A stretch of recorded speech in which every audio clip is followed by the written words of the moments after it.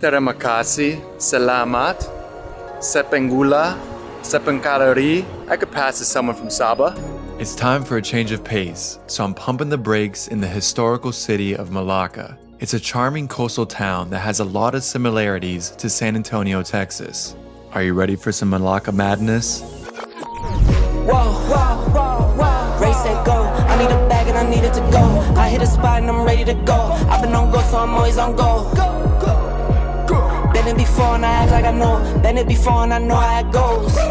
Straight up.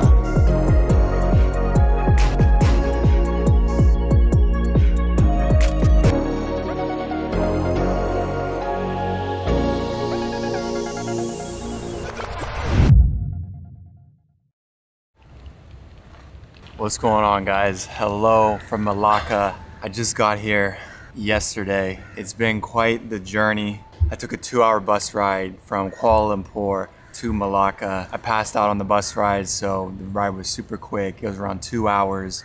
I had the front row to myself, beautiful seats, no crazy backrest that was in the side of my back. But it's been a whirlwind since I got here. I've been having issues with my Airbnb.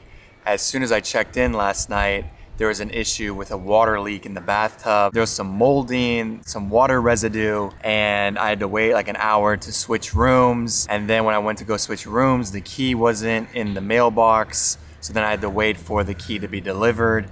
And then when I got to my new room, some of the keys weren't working because I later found out by the owner, she came and was apologizing for all the inconveniences. There was an overdue bill on the apartment. So apparently it's subleased by this Airbnb company, and the person that owns it owes 7,500 ringgit in management fees. Because you need a key card to get inside the main apartment complex. So that key wasn't working, so the guard has to let me in every single time I check in.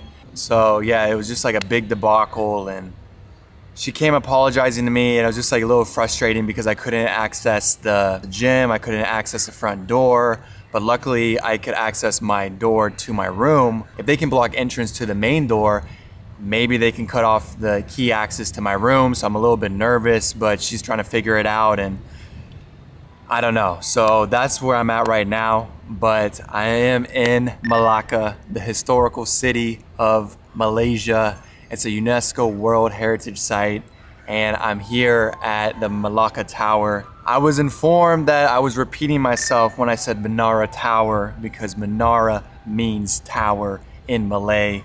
It's just like saying chai tea latte or naan bread. Thank you to my Malaysian subscribers for keeping me straight. What's unique about the Melacca Tower is that the observation deck is the elevator. So you board the observation deck on the ground floor, and then it takes you to the top where you can see a 360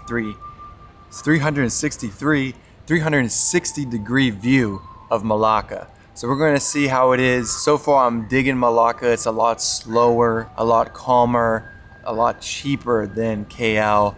I came out here just to catch up on some editing and pump these videos out for you because I am behind. I'm like 9 videos behind right now. So let's go get a ticket and check out the Melacca Tower.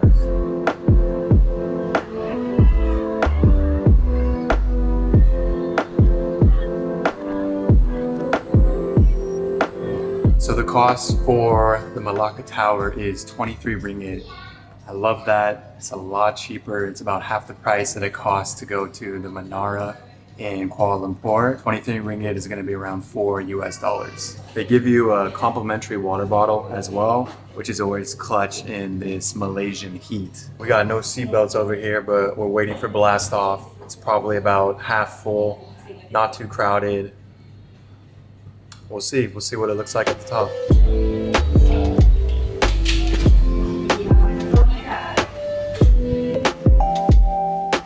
So we are spinning while we are ascending. So you get a whole 360 view while you're going up. It's incredible. You can kind of see downtown Melaka as well as the water. Amazing view from above.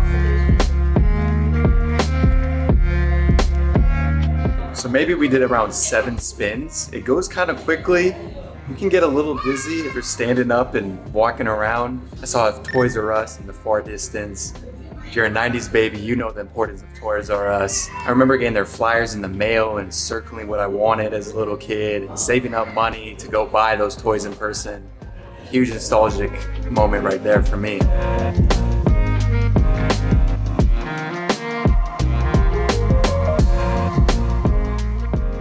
It's just amazing how popular New York Yankees hats are.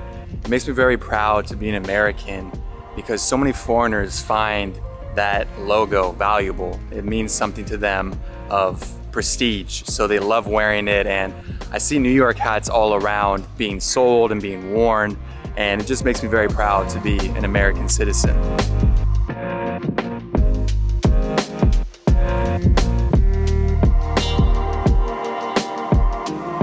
So when buying tickets at a lot of attractions, Malaysians get discounts. And one of the ladies at the counter was like, "Oh, where are you from?" And I was like, "I could be from Sabah. You never know. 𝗓𝗚𝗓𝗢𝗧'𝗦. I can speak a little Malay. You know, I could pass as someone from Sabah."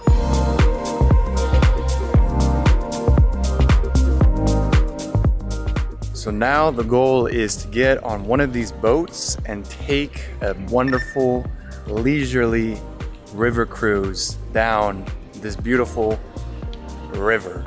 Because you can't do a river cruise on the ocean, because then that would be called an ocean cruise. Duh. Stupid.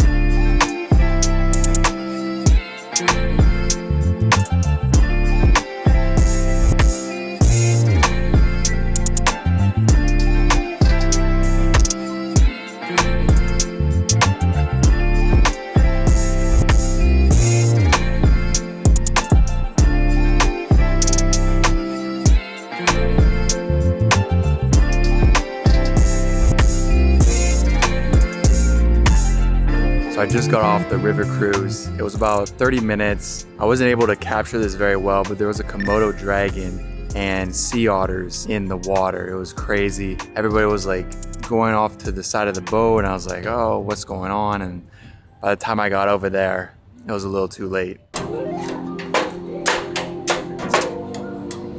Never seen coconut water served like this. So they've removed the shell, they removed the outer husk, but they kept the meat intact and the water intact. So it's almost like a little bowl filled with the coconut water. So I'm gonna take a sip. Oh my goodness. Fresh coconut water is probably one of the best drinks in the world.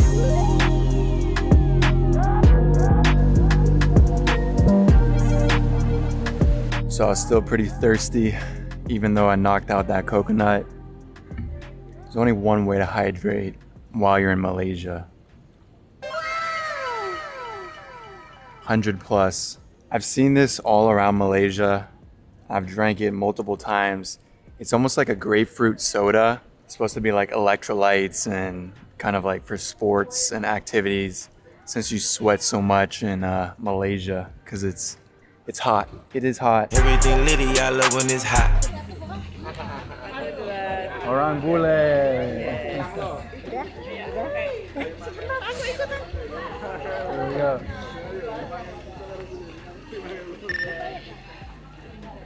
Terima kasih. Yeah. Good. Good, very good. Thank you, thank you. See you.